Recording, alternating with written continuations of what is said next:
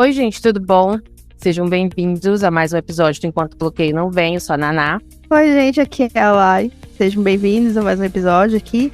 E hoje a gente vai falar de treta.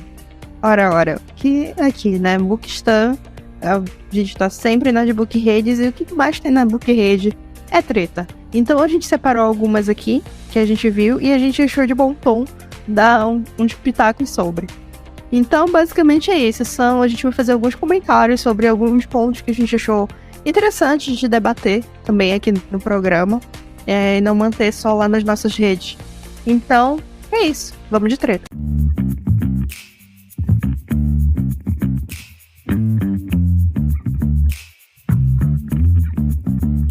Já fazendo um disclaimer, antes da gente começar, esse episódio vai estar cheio de opiniões.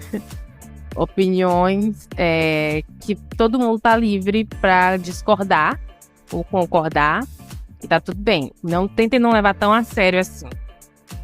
Vamos começar com uma treta que eu não vi e, na verdade, eu nem entendi o que foi a treta. E a Lai vai explicar aí porque ela viu ao vivo. Então, esses dias, eu acho que tem o quê? Uma semana ou bem menos, rolou uma discussãozinha pelo fato de que, não sei se isso é muito comum para todo mundo, essas páginas de tirar dúvida de autores, que rola muito no Twitter. E uma dessas dúvidas que a pessoa lançou foi que ela queria escrever uma história, eu não lembro se era fanfic, se era original, mas ela queria escrever uma história sobre vampiro. E aí, tudo bem. Então, vampiros estão voltando, tal.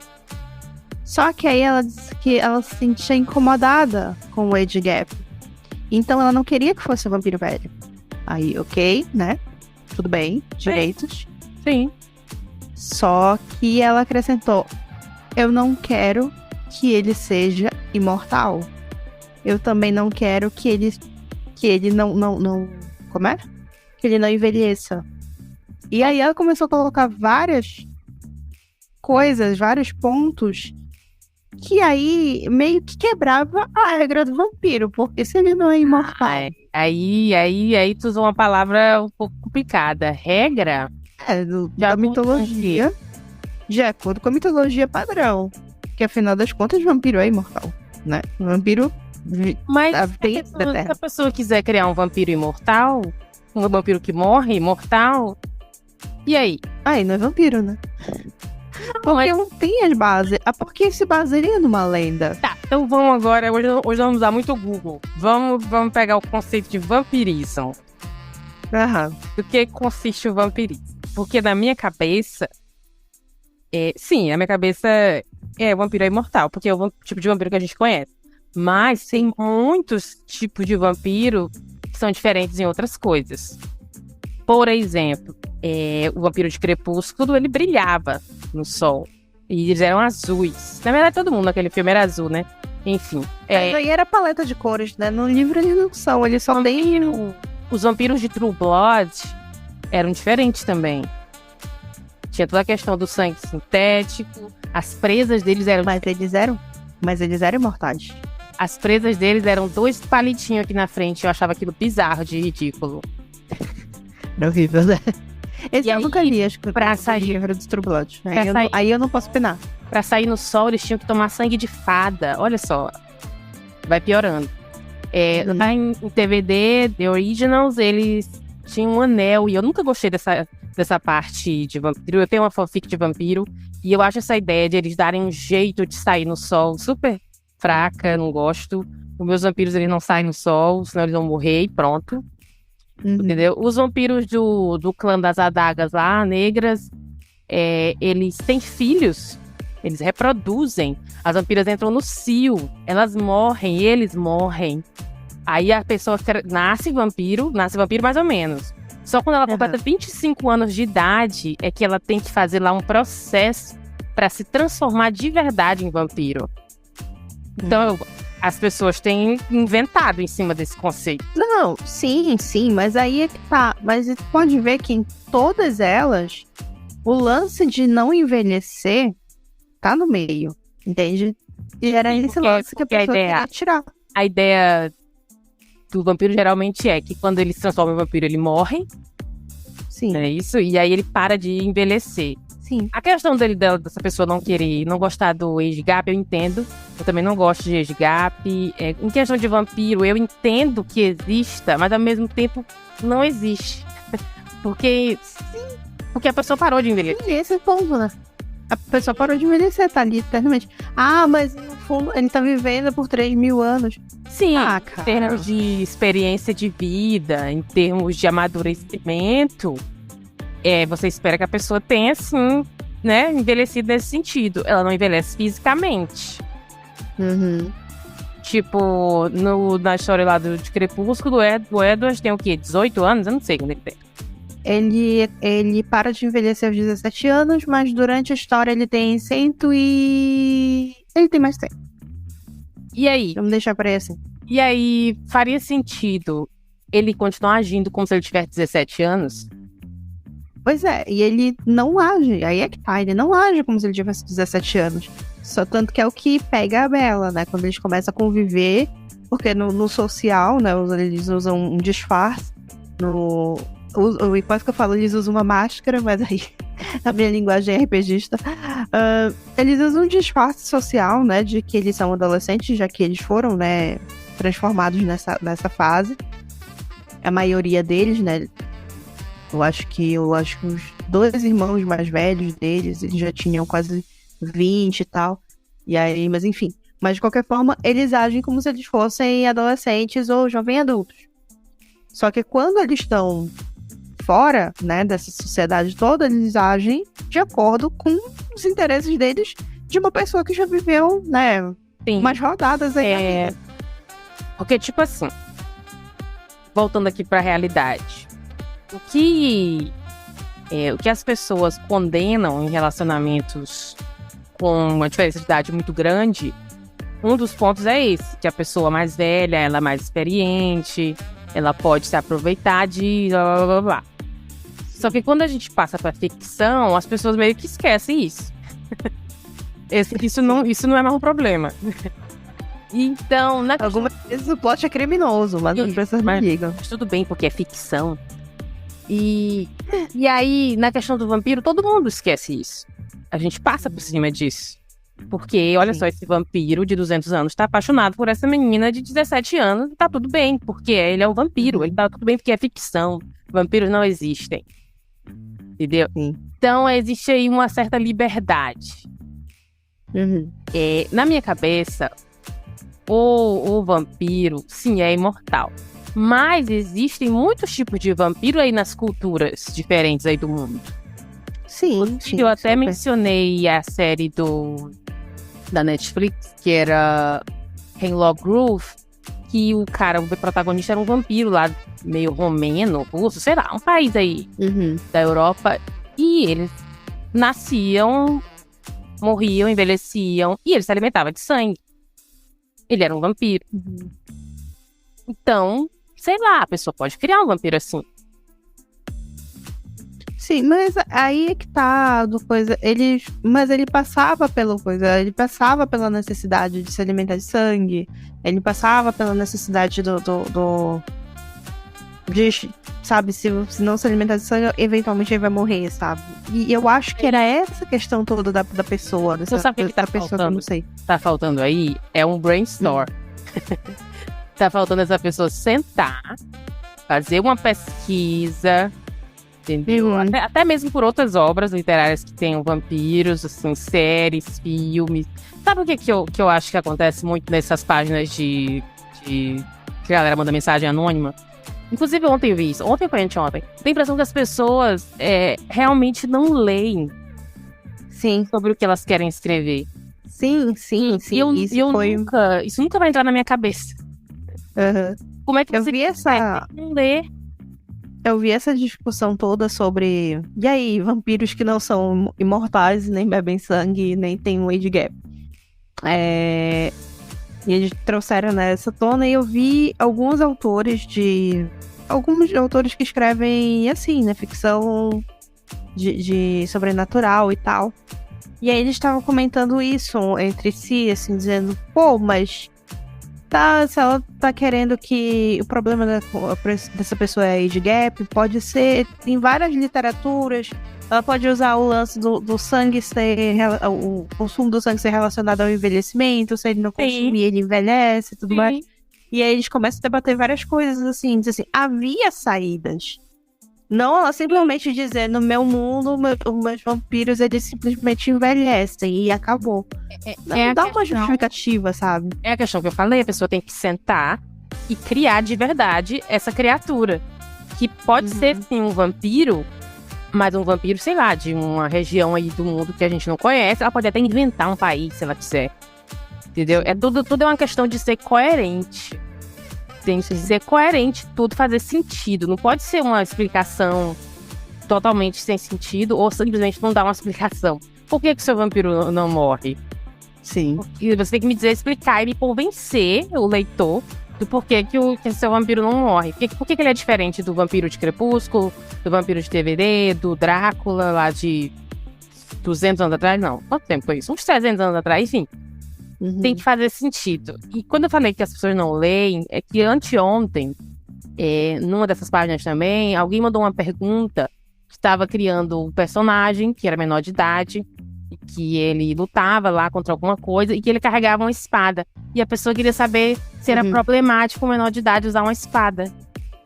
E aí todo mundo nos comentários, tipo, a pessoa nunca leu Percy Jackson? Tipo... Gente, tem tanta história com menor de idade matando pessoas em livro e a pessoa nunca leu isso. É óbvio que o seu personagem pode matar pessoas sendo menor de idade. Ninguém tá dizendo que é ok, tá? Continua sendo horrível matar alguém. Mas sim, o seu personagem menor de idade pode carregar um arma. E se você for levar em consideração, por exemplo, o período em que a história se passa, sim, é até isso normal. também eu não sei, é até normal, porque... Eu tava num debate recente sobre escrever sobre outras épocas e tudo mais. E eu tava debatendo as idades dos próprios monarcas e tal. Tinha nego que assumia o trono com 15 anos, sabe? O exército dele era formado por gente de 18 a 25. 25 já era gente velha, sabe? Então, carregar a espada é de menos, sabe? Então, dependendo da época em que a pessoa fosse escrever, nossa, super tinha até aval. E aí, a pessoa não tem referências. Gente, a gente até comentou isso aqui já. Ninguém tá inventando nada, não. Ninguém tá criando nada. As pessoas pegam coisas que já existem e criam em cima. Escrevem de outro jeito. Não é plágio isso. É referência. Você ter uma história que você gosta. A própria história do Percy Jackson, que muitos dizem que é parecida aí com muitas outras, né? Depois eu citar quais. Mas você pode pegar a história que alguém escreveu e escrever de outro jeito, de um jeito meio diferente. Um dia desse teve a polêmica do se Evelyn Hugo era plágio ou não. Não sei se chegaram a alguma conclusão. Eu não quis ver, não me interessei. Fica aí no ar, se foi plágio ou se ela só pegou a ideia da outra pessoa e fez do jeito dela, enfim. Tá tudo bem, não é crime, né? Pra mim, eu acho mais fácil ela dizer, alguém apontar e dizer Daisy Jones é plágio da biografia do Fleetwood Mac, porque é muito sugado até a ordem das coisas, do que o Evelyn Hugo, mas tudo bem, acontece. Depende de como a pessoa vê isso, né? O que eu tô querendo dizer é que você pode usar a ideia de outra pessoa, a ideia que outra pessoa já teve, modificar, criar em cima e fazer o seu próprio livro. A gente, inclusive, na semana passada a gente leu um livro aqui que era igual um outro livro famoso aí, e eu acho que ninguém reclamou. O livro foi lançado, a pessoa não foi processada por plágio nem nada. Enfim, eu acho que resumindo, você pode fazer vampiro do jeito que você quiser, desde que você tenha uma explicação lógica para que o seu vampiro seja diferente. Você tem que me convencer de que você simplesmente não quer que seu vampiro morra porque você não gosta de que personagens morram. Não é assim que funciona. Você tem que me dar um motivo. Você tem que me convencer, me convence. Eu acho que tudo que envolve fantasia é bom dar uma olhada na lore que já existe como base. Ah, mas eu quero fazer de qualquer jeito. Não, vamos com calma. Até porque é uma figura mitológica, como eu estou dizendo no começo. Quando eu pesquisei vampiro... Então, tem uma base. Quando eu pesquisei vampiro aqui, no Wikipedia mesmo, ele já fala aqui de um monte de cultura europeia, de um monte de lenda de vampiros, e todas diferentes. Então você vai nesse Wikipedia, vê lá o que te chama a atenção e pesquisa mais a fundo. E sei lá, tira uma ideia de um lugar, pega de outro, uma coisa de outro, faz uma salada, entendeu? E cria uma coisa... Cria não, né? Faz ali uma coisa meio nova, vamos dizer assim. Tem aqui, no Wikipedia tem tudo. Ó, etimologia, crenças populares, origem das crenças vampíricas. A pessoa tem que ler, né? Não dá pra escrever um livro do dia pra noite só porque você gosta de vampiro. Todo mundo gosta de vampiro, né? Eu acho. Eu acho que todo mundo gosta de... Eu sou suspeita porque eu sempre gostei muito, né? Eu acho que são os seres sobrenaturais que eu mais sou fã. Gosto de bruxos, mas vampiro tem um lugar no meu coração pra sempre. Mas eu acho que é isso, sabe? Eu acho que me atacou e me pescou a atenção mais por causa disso, porque eu fiquei indignada. Por que você vai fazer um vampiro não ser imortal, sabe? Qual é a graça? Então, no final. Essa questão de ser imortal, você tirar ela, você acaba tirando uma coisa que pesa muito no personagem. Porque, até onde eu sei, todas as obras literárias e de filmes e etc. com vampiro, a maioria deles tem esse problema com ser imortal. Por quê? Porque as pessoas que você ama morrem. Você não pode se apaixonar por ninguém, você não pode ter amizade com ninguém, você não pode ficar morando num lugar mesmo por muito tempo. Por quê? Porque você não morre, você não envelhece, as pessoas começam a ficar desconfiadas. Enfim, isso traz ali um problema ali pra você trabalhar em cima desse personagem, entendeu? Olha só, esse vampiro aqui, coitado, ele tá aí vivendo há 100 anos, ele não aguenta mais, vai ficar se mudando, enfim, eu acho que você tirando isso... Completamente desgraçado da cabeça, sempre bom lembrar, porque um bom vampiro, ele geralmente é desgraçado da cabeça. Ele tem que ter traumas, ele tem que ter problemas psicológicos, problemas com pai e mãe, que é o caso do Klaus. Problemas seculares, e assim, e eu levo isso, o Klaus, o próprio Edward tinha problemas seculares, tipo... Ele morreu, problemas com a mãe e o pai, ele não tinha o Carmichael, toda aquela família é problemática. Enfim. Ai. Por isso, meus queridos. Sim, direto.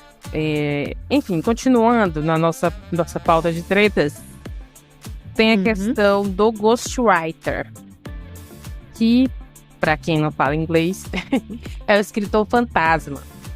Que, aparentemente, acho que foi tu que me contou essa história ou eu vi na internet? Enfim, alguma autora, queridas aí, autoras indies brasileiras, escreveu um livro. A gente viu. Eu lembro que uma passou o link pra outra. Acho que foi eu que mandei. Eu disse, eita. Foi o dia que eu disse assim, eita, que o circo tá pegando fogo hoje no Book Twitter. Essa autora índia, eu não sei nomes, não fui atrás de nomes, também não quero saber. Ela escreveu um livro, publicou um livro. Não sei se ela já tinha escrito outros antes, também não acho que não interessa aqui. E nesse livro, que eu também não sei qual nem sobre o que era, havia uma ou mais cenas mais 18 com conteúdo sexual, não sei se explícito ou não, também acho que não interessa, e ela não quis escrever por motivos de que ela não queria, não gostava, não se sentia mal escrevendo, enfim, acho que também a pessoa pode simplesmente não querer escrever. E ela pagou a uma amiga dela, eu entendi que era uma amiga, né? Ali uma pessoa próxima.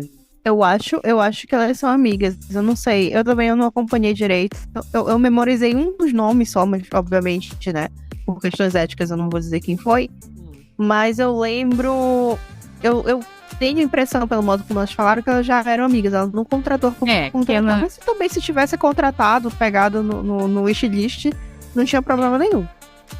Mas acho que aqui o contexto interessa na história, se a pessoa é próxima dela, acho que faz alguma diferença. Por quê? Porque ela pagou, na verdade, essa amiga ou conhecida, ou enfim, para escrever essas cenas para ela. E aqui vem a questão, ela deu os créditos para a pessoa, não foi isso? Ela disse que pagou alguém para escrever. Ela ela postou Ela postou a conversa da negociação, inclusive. Isso. E aí as pessoas caíram em cima, blá blá blá. E aí alguém escreveu uma coisa assim, porque se você não... Eu vi esse post. Porque se você não tem competência para escrever uma cena de sexo num livro onde tem muitas cenas de sexo, então vai escrever outra coisa. Uma coisa assim que a pessoa tweetou. E aí alguém tweetou assim, olha só, o Book Twitter descobrindo a existência do Ghostwriter. E aí um monte de gente veio dizer que não sabia que era Ghostwriter. E aí a gente dá uma olhada no nosso velho Google, pai dos burros, o conceito de Ghostwriter, que é uma profissão, né? Diz que é o profissional que não recebe crédito de autoria pelo texto que escreveu. Isso faz parte de um contrato ou acordo de cessão de direitos autorais. O ghostwriter escreve livros, textos, apostilas e outros materiais. Vende a uma pessoa, física ou jurídica, os direitos autorais sobre essa obra e recebe por isso. Essa profissão também existe na música. Inclusive, se você está por dentro do mundo da música, das divas pop, alguns anos atrás teve uma confusão com a Gori B, acho que foi 2019, sei lá. Um ano aí que a música dela entrou em primeiro lugar. Não sei qual é a música, não me interessa, não gosto dela. Enfim.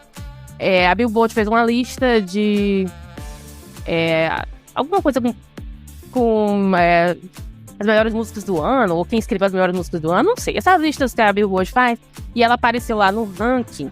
E aí a galera que já não gosta dela, com razão, começou a pegar no pé porque dizem as más línguas que ela usa ghostwriter, que ela não escreve as músicas dela. E aí ela, como sempre, estúpida, falou um monte de coisa lá no Twitter, que bitches, blá blá blá blá blá blá, enfim. Então existe na música, algumas divas pop aí as pessoas dizem que usam, Sim. Enfim. Algumas são bem conhecidas popularmente por não compor. Mas aí a gente tem uma diferença, né? Sim. E eu acho que essa mesma diferença do lance que pega também quanto aos autores e quanto ao lance da composição. O lance da composição pro rapper é pesado porque na cultura hip hop o lance de que você tem que criar as suas próprias letras, afinal você tá cantando, você tá fazendo um flow sobre a sua própria vida. Então, se não é você que tá criando, pra que você tá lá, sabe? Então, tem a ver com a cultura hip hop, sobre você cantar. A cultura do rap, você tem que cantar suas próprias letras. Senão, você só tá fazendo firula. Então, eu acho que é por isso que pega tanto o lance da Cardi B. O lance da escrita, eu acho que pega, por exemplo, fulano é conhecido por... né, pelos livros, o conteúdo principal do livro é a cena hot. E de repente, fulano tá pagando pra que alguém escreva. Tranquilo pro fulano, mas assim, ele tá fazendo o nome dele com algo que ele não escreve. É isso. Não fica meio, né, não fica meio suspeito. A questão dessa treta, eu acho que é a seguinte, ela não deveria ter dito que pagou alguém pra escrever. Eu não acho que seja um problema ela pagar alguém pra escrever, mesmo se fosse uma amiga. Eu só acho que ela não deveria ter dito. Porque aí eu acho que a questão do ghostwriter é justamente ele ser um ghost. Ele não precisa aparecer. Você disse que foi você e pronto. Ninguém precisa saber disso. E tá tudo bem. Quer dizer, existe aí toda a questão de algumas pessoas acharem que é antiético, de que que a pessoa tá enganando alguém, enfim, é a opinião particular de cada um. Mas eu acho que se você quer fazer assim, sei lá, a sua ideia, às vezes a pessoa tem uma ideia e a princípio não cabe nenhuma cena mais assim, mas aí quando ela foi desenvolvendo o plot, ela viu que talvez precisasse aqui de uma cena ou duas, mas aí ela não sabe muito bem como fazer essa cena, e aí ela pediu essa ajuda, pagou, enfim. A questão é que em livro você tem coautores, mas geralmente é só uma pessoa, né?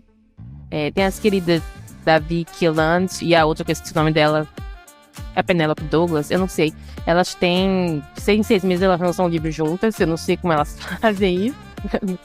Mas ela escreve A gente tá aí lutando tem uns 3 anos pra eu escrever negócio. escreveu a fanfic. E essas queridas entregam em 6 meses um livro, escrevendo juntas. E tudo bem, coautoria acontece. E eu acho que foi isso que ela quis fazer, né? Coautoria ali com a amiga dela, só que não, ela foi e disse que pagou a menina pra fazer. Eu acho que teria sido melhor ou ela não dizer que pagou alguém pra fazer, ou ela falar que a menina escreveu e colocar ela como coautora do livro, sem dizer que parte que ela escreveu. Entendeu? E aí as pessoas se irritaram, as pessoas não sabiam o que era ghostwriter, não sabiam que era uma profissão, e aí falaram um monte de coisa lá nos codes. Inclusive dizendo que isso que eu falei, né, que se você vai escrever um livro, acontece que eu não sei qual é o autor e qual é o livro, para eu poder afirmar que ela, não sei se os outros livros dela eram todos nesse sentido, ou se assim, ou escrever assim. eu acho que ela já tem algumas coisas publicadas, se eu não me engano. Mas o lance todo, e foi onde aconteceu, onde a pessoa se doeu, foi a questionar a qualidade da escrita dela, a carreira dela, a partir desse evento. Porque a pessoa que fez o tweet, né, reclamando, eu lembro que ela falou assim mesmo, tem muito autor de fanfic que escreve os hots e escreve uma trama toda, né, e não tá ganhando nada por isso. E esse pessoal tá aí pagando pra mentir pra vocês. Eu acho que foi mais ou menos a ideia do tweet. Só que aí ela nem... Não nos vários pontos, né? Pois é, e aí é que tá, ela mentiu. E fora que as pessoas não captam também o lance de o que é uma publicação, sabe? O trabalho que tá envolvido atrás disso. Eu concordo contigo. O erro foi ter dito que pagou, sabe? Eu achei tão engraçado isso aqui que eu tô fazendo, gente. Olha, paguei. Não, você fere a base do contrato de um ghostwriter, que é o anonimato. Que é o anonimato, sabe? A pessoa... Eu sigo tanto no Twitter quanto no TikTok algumas autoras que são ghostwriters, e elas falam comumente sobre isso. Elas assim, olha, eu tô escrevendo. Teve uma delas que tweetou em dia desses assim, o mais pesado de ser ghostwriter é que eu acabo de escrever uma cena de batalha maravilhosa e eu nunca vou poder me gabar sobre por causa do contrato de sigilo. Então, assim, é a base do trabalho de ghostwriter, o sigilo. Tá tudo ali, não, sabe? Você é anônimo.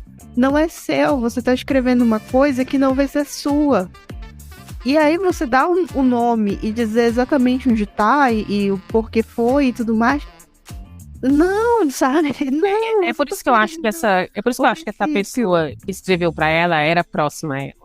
Porque se fosse alguém que ela estivesse pagando estranho, não ia ter crédito. Então acho que por ser uma amiga dela, ela achou que era engraçado, olha aqui eu e minha amiga me ajudando, entendeu? Acho que ela achou que ia arrasar e as pessoas arrasaram com ela. Arrasaram com ela, pois é. É bem nessa direção. E, sei lá, eu acho que falta um pouco também de juízo, sabe? Das pessoas. Eu sei que muita gente tá aí começando agora, muita gente... É natural de meter os pés pelas mãos, mas eu acho que também tem que ter um pouquinho de juízo, sabe? De pensar, isso aqui, a gente tá lidando com o público, né? As pessoas que são autores, independentes, eles estão lidando com o público direto, principalmente no Twitter, né? Estão falando, estão se comunicando com esses mesmos leitores, com quem tá consumindo a obra deles. Então, talvez tem que ter um pouquinho de filtro pro que tá sendo jogado pra eles, porque é maravilhoso você compartilhar o seu processo de escrita. É ótimo, vem incentivo, vem dica, vem brainstorm, vem de um tudo. Mas também, às vezes, você tá entregando coisa que talvez não fosse necessária. Eu acho que esse é um ponto que não era necessário, não era preciso dizer, olha, estou pagando. É por isso que eu acho que era uma amiga dela, e ela achou que era engraçadinho. Olha só, eu e minha amiga aqui no meu livro. Mas antes não dissesse quem era, só dissesse, paguei pra escrever uma cena pra mim. Mas eu acho que mesmo assim as pessoas iam pegar no pé, porque 70% das pessoas que estavam reclamando nesse tweet não entenderam o conceito de pagar pra alguém escrever pra você. Sim. Então eles iriam pegar no Sim. pé dela de qualquer jeito. Teve também alguém que mencionou que os escritores aí favoritos de vocês usam Ghostwriter. E aí teve toda, o meu fulano não usa. Fulano com certeza usa. E não tem como tá aqui, gente. Não tem. Não, tem alguns que a editora afirma que são. Gossip Girl, a saga de Gossip Girl, todo mundo sabe que só metade da saga foi escrita pela Cecília von Ziegler. Os outros livros que vêm sendo escritos são tudo por ghostwriters, sai no nome dela, mas é ghostwriters. Então, a ideia principal é público, a ideia principal é dela, é público, né, conhecido que esse caso funciona assim. Dela mesma, eu acho que ela escreveu só a saga principal e um outro livro que não se passa no universo, sabe, de Gossip Girl, mas fora isso, It Girl e tudo mais, são outras variantes, tudo ghostwriter.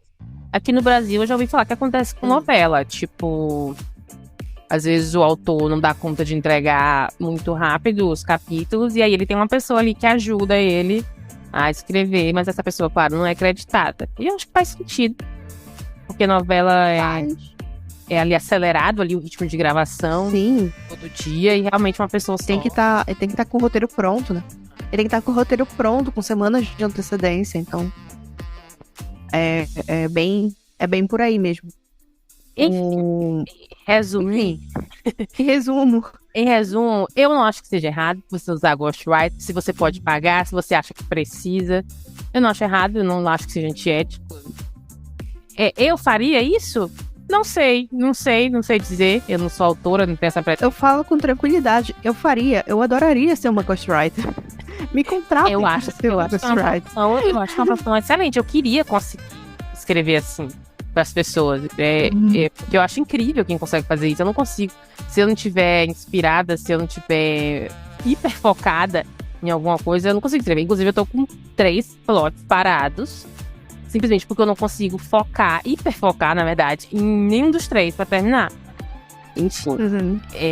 Eu tô nesse clima atualmente, eu não tô conseguindo fazer um projeto que seja somente meu. Se eu tiver que fazer pra outra pessoa, eu consigo. Mas se eu fizer pra mim, somente mim, pra mim, não tá rolando. Talvez essa seja a profissão pra você ganhar dinheiro. Fica aí. Opa. Finalmente, fica aí a dica. Marcas, editoras, me contratam. Faz aí sua tabela de preço, posta no card e deixa lá. Então, né, depois dessa grande análise sobre Ghostwriter, a gente teve também a abordagem sobre leitura, né? O método de leitura das pessoas atualmente. Para quem estava acompanhando no início do ano, teve muita gente dizendo, nossa, eu li 20 livros, 30 livros nessa primeira semana, nessas 2 primeiras semanas do ano, todo mundo muito chocado. E recentemente se descobriu mais ou menos como essas leituras acabam acontecendo. E aí as pessoas revelaram que elas não leem prólogo, epílogo, agradecimento, nota de autora e tinha mais alguma coisa, eu não lembro agora. Parágrafo sem diálogo, né? Parágrafo sem diálogo também. As pessoas não liam descrição, pra quê? Pensamento, pra quê? Divagação, não existe. Então, enfim, e aí a polêmica foi essa. É leitura de verdade se você não tá lendo 25% do livro, pelo menos?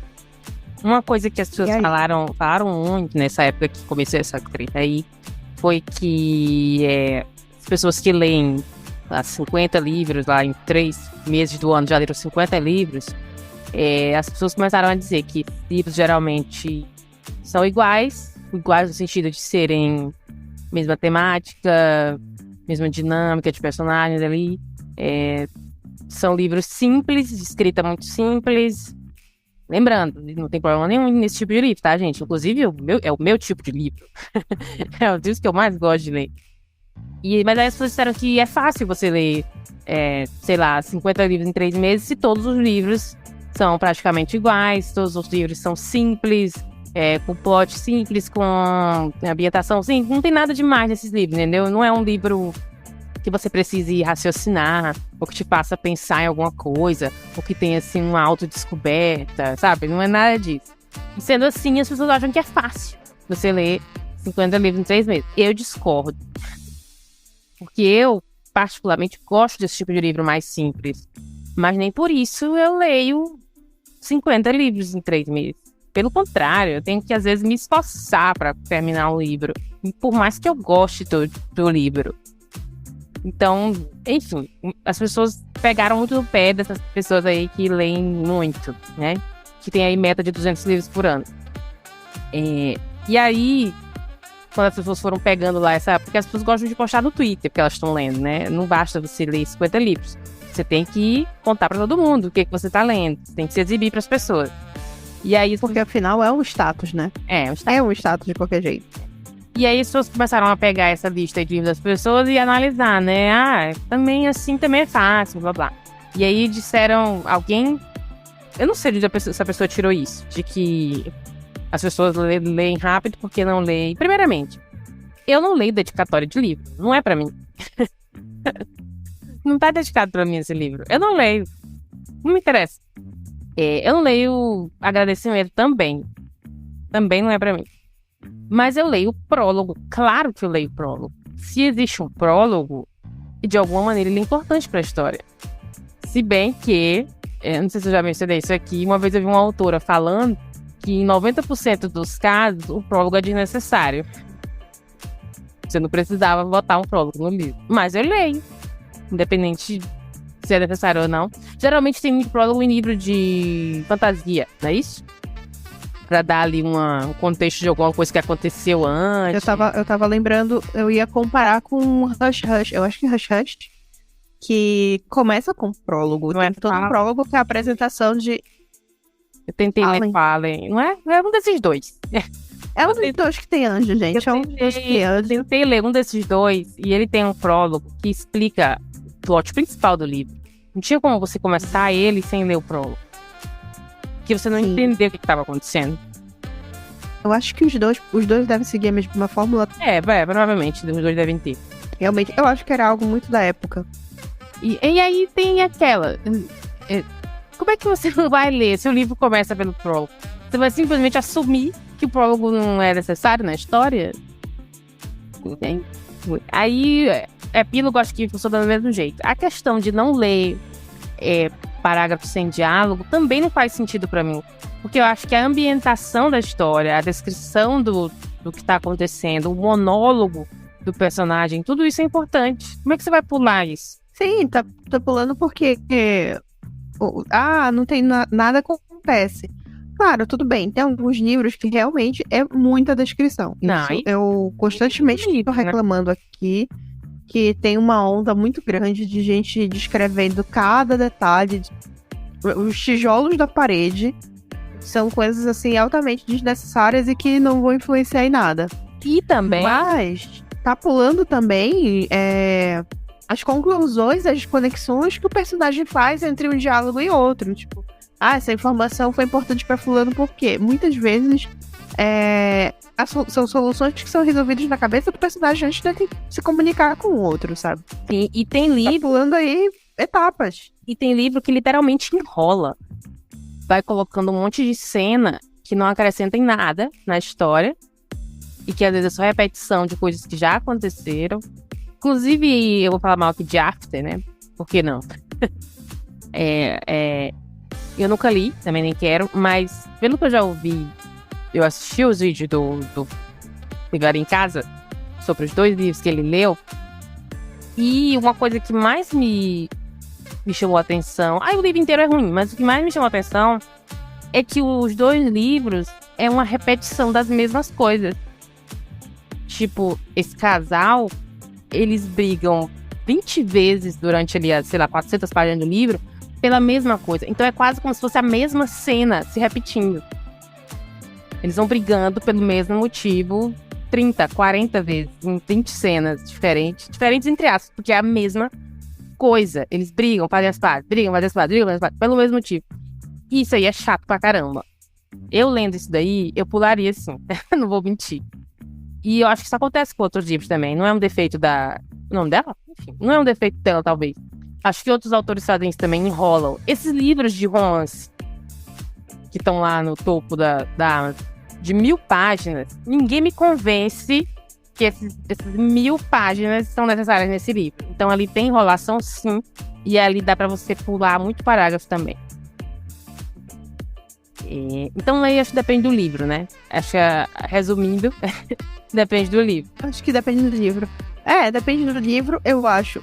Não recomendo ninguém a pular por causa de inserção de mundo. Isso. Geralmente, mas não era necessário, mas tá inserindo ao mundo, você já tem uma pegada de pra onde vai a história, do que você tá se metendo.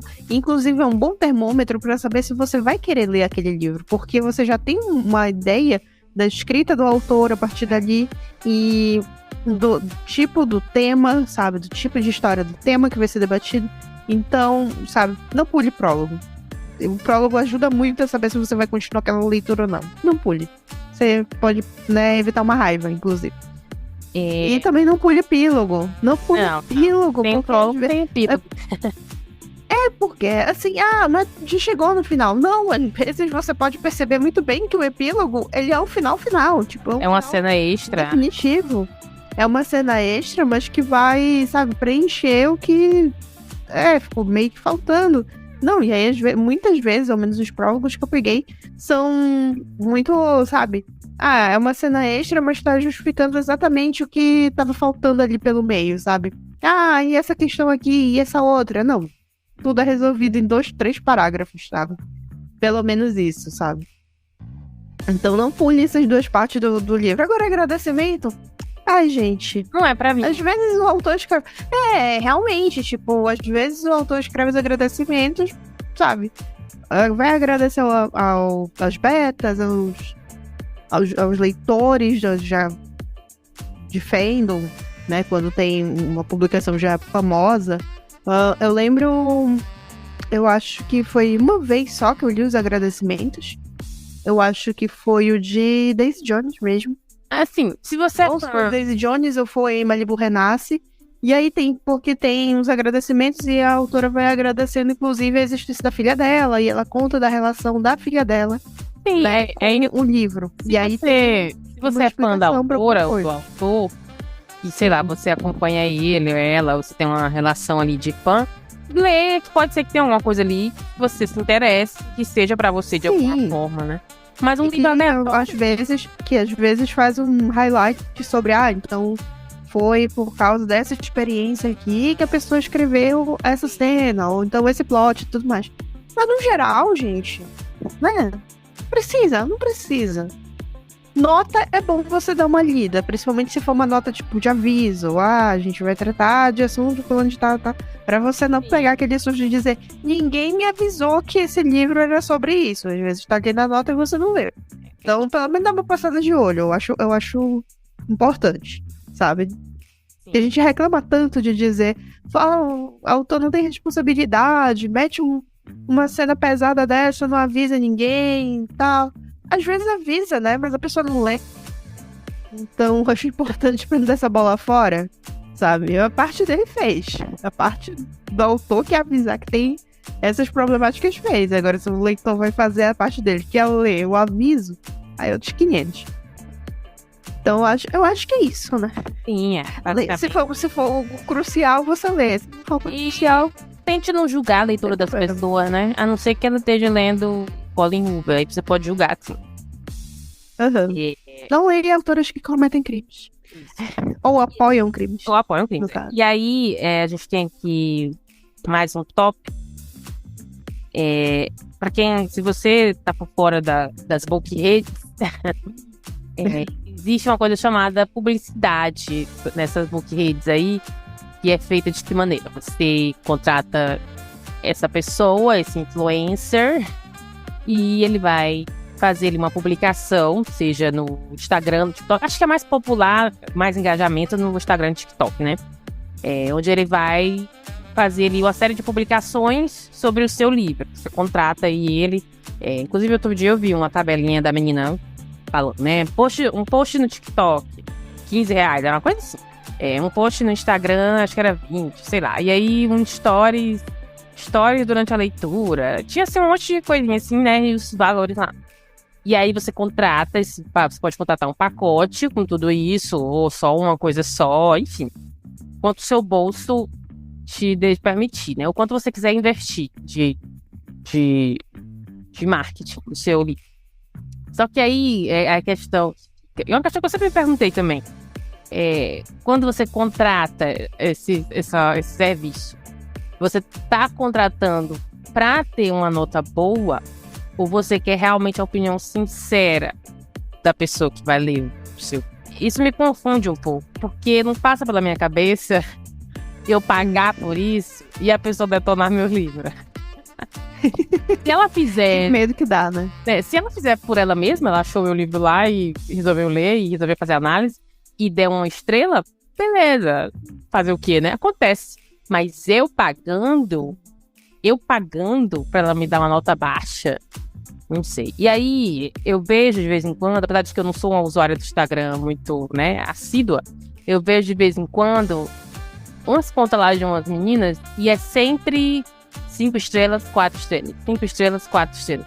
De, sei lá, de 50 livros que ela leu esse ano e analisou, deu essa nota, fez esse serviço, 90% era 5 estrelas e o resto era 4 estrelas. Tipo, é possível que ela tenha lido, mas aí, sei lá, 50 livros e desses 50 ela gostou. Nenhum foi ruim.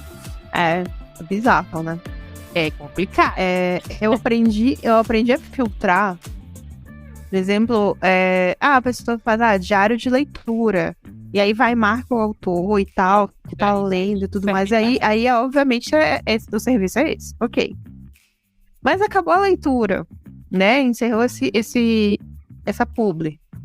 A pessoa volta a mencionar aquele livro. Tem tal assunto. Nossa, eu li um livro de fulano de tal, tarará, aqui. Aí você sente a honestidade. Diz assim, realmente aquela nota, né, valeu porque foi disso. Foi verdadeira. Agora, se você nunca mais abordou o assunto, nem lembra, faz de conta que nem aconteceu, pode apostar. Foi uma nota que não foi parar no Scooby daquela pessoa nem a pau. E eu não acredito. Claro, eu não sigo o Scooby das outras pessoas, né? Eu mal atualizo o meu. Mas aí você fica com uma noção. Vale a pena você contratar esse serviço, então? Vale porque... confiante você tem que estar. Não, mas aí é que tá. Você contrata o serviço, automaticamente você sabe que a pessoa vai falar bem sobre isso. Então vale a pena. E a questão toda é que a pessoa tá contratando serviço de divulgação, tá contando com o número de seguidores, tá contando que... É verdade. Eu sigo uma menina do Bookgram, e ela faz Bookgram e TikTok. Ela é bem famosinha nos dois. E ela tem um número de seguidores, assim, absurdo, muito, muito grande. Ela é bem famosa mesmo. E, assim, stories que ela faça, literalmente falando do livro, falando que gostou do livro, que tá uma leitura... Ela diz só o plot, né, da sinopse, pouco, e fala que tá curtindo e tal. Obviamente ela vai dizer que tá curtindo, afinal ela foi paga pra isso. E a venda sempre impulsiona muito. Só você observar, a pessoa fala e impulsiona lá na Amazon. Então eu acho que não é uma questão de pagar a publi porque pra outra pessoa, uma pessoa famosa ler e dizer se gostou ou não. Não, a gente não tá falando de uma crítica, a gente tá falando de um serviço que é contratado para impulsionar venda. Tá focado muito mais pro... eu acho que é muito mais... Acho não, eu tenho certeza. Isso é um serviço muito mais voltado para reverter isso em lucros do que reverter isso em feedback. Então, acho que o feedback vem depois da venda, sabe? A galera vai comentar ou não e tudo mais. Mas a publi paga é envolvendo dinheiro, é fazer vender a história. Então, acho que é por aí. Tem também serviço que você...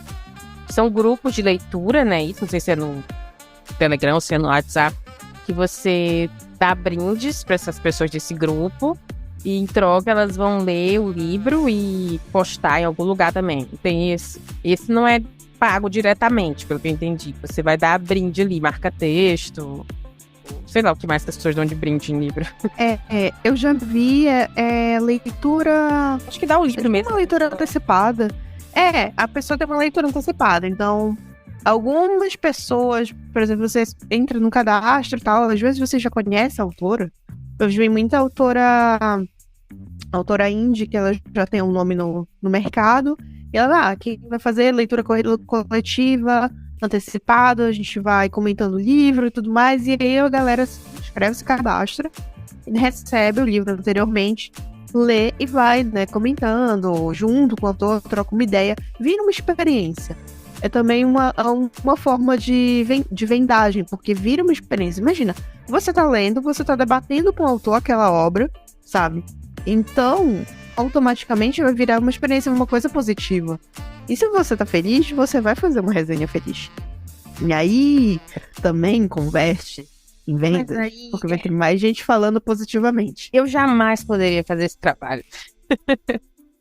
Eu não sei, eu não conseguiria ler um livro, não por R$15, pelo menos, ou R$20.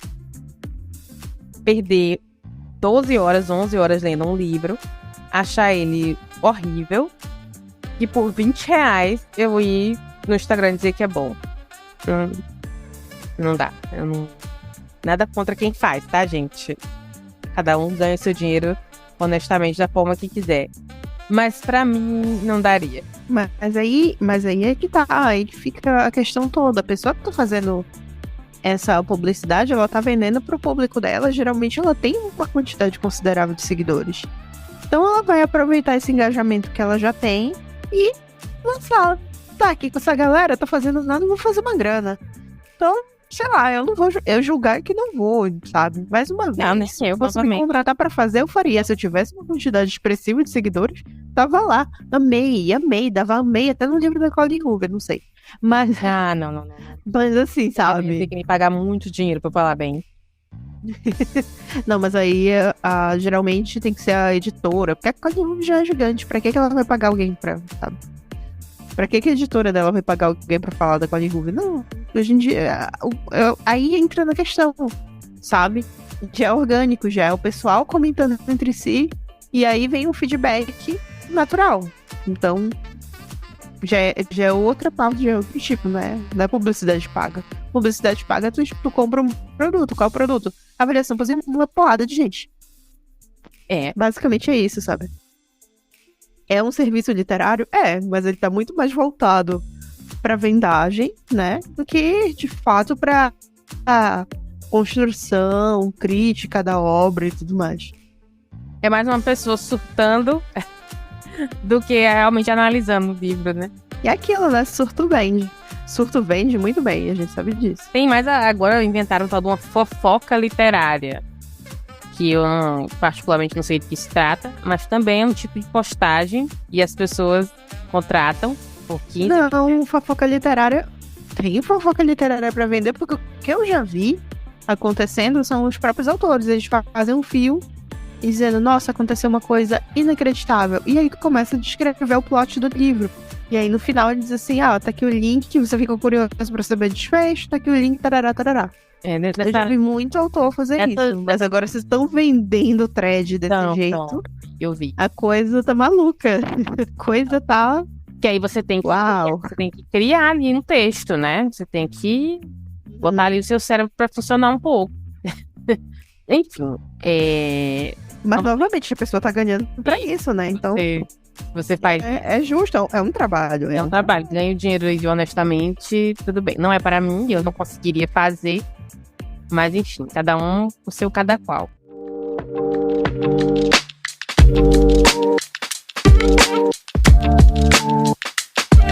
Então, gente, foi isso.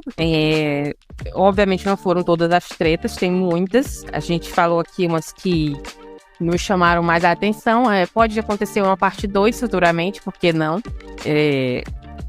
Porque o que a gente sabe que o BookTuita ele serve esse tipo de entretenimento, porque bate-boca a gente tem toda semana. Todo dia tem alguém brigando por alguma coisa, então pode acontecer uma parte 2 aí, fiquem ligados. Assinem aí. Stan lê? Não, Bookstan briga. Se você estiver no YouTube, se inscreva no canal. Se você estiver no Spotify, siga a gente em qualquer uma das outras plataformas que a gente está aí disponível. Mande o link para alguém que você conheça, que gosta desse tipo de conteúdo. É isso, gente. E se você tiver algum comentário a fazer sobre, né, o programa, o assunto, a gente está aceitando feedback sempre. Nossas redes sociais estão sempre linkadas na descrição do episódio. E é isso, gente. Muito obrigada pela audiência de vocês. A gente se vê semana que vem com um novo tema. Tchau, tchau. Tchau, gente.